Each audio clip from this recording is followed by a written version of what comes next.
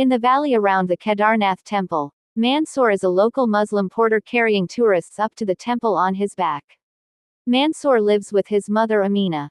Amina supplements their meager income by stitching clothes with her sewing machine. Every year, thousands of believers come to visit the holy shrine.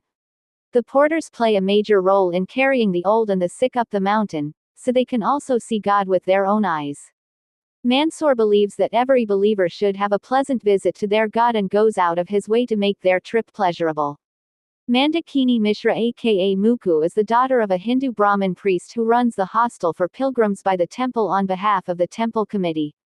She is engaged to another Brahmin Kamal aka Kulu, nephew of the head priest.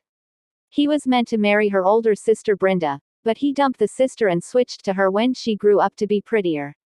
And her father Braraj Mishra agreed. Muku's mother is Lata. In rebellion, Muku flirts with the local boys and convinces them to come to her house and propose in order to embarrass her father and fiancé. However, Mansoor is different. They both notice each other when they meet at a public cafe when they both came to watch a cricket match between India and Pakistan. Both are avid fans and support the Indian cricket team. Muku makes the first move and hires him as her regular porter as she goes from her family home to a neighboring village to help at her uncle's shop. She talks to him and flirts outrageously and finally gets enough of a reaction to know he feels the same way. They are trapped in a cave in the rain together, share stories of their childhood, and then kiss. Her envious sister tells Mansoor that Muku is just flirting with him as she has flirted with all the other boys. Muku is unable to defend herself when he confronts her, but starts following him around everywhere, finally sitting in the rain outside his house. Her sister tries to cover for her, but she is found out and her family and the rest of the Brahmin community come for her, planning to throw out all the Muslims. Which, not so coincidentally, will also open up space for the new luxury hotel they are planning in the area that Mansoor lives. This plan is led by Kulu, in partnership with the local Hindu leaders. This is when it starts raining cats and dogs and continuously for many days. Muku is taken home by her family who move up her wedding to the very next day.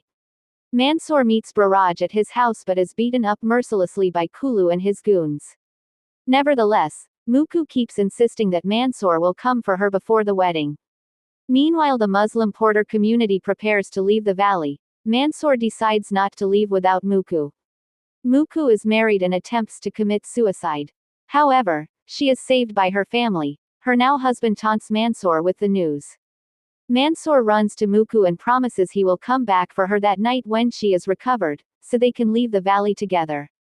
All of a sudden there is a cloud burst and the local dam behind Kedarnath bursts and releases large quantities of water into the valley below. Mansoor sends his mother with the other porters into the mountains and runs towards Muku. She and her family are trying to gather the guests of their hostel in a top floor. Her husband and his mother arrive driven in by the storm and Muku refuses to go to him. And then the floor crashes down and her sister and mother are swept away along with half the other people. Muku and her father and a few others make their way to the temple. Mansoor finds them there just as the water sweeps down. He grabs her hand in the flood, and her father holds on to her and all three are saved. After the water goes down, they make their way to a house that is still standing and wave at an Indian Army helicopter that is coming to save them. Mansoor sends up the woman and child who are with them first, then Muku's father, then Muku, and finally prepares to go himself. But there is only space for one more person and the father of the family has not gone yet, so Mansoor sacrifices himself and sends him instead. Muku screams as she helplessly watches Mansoor die as the ground below him crumbles into the raging river.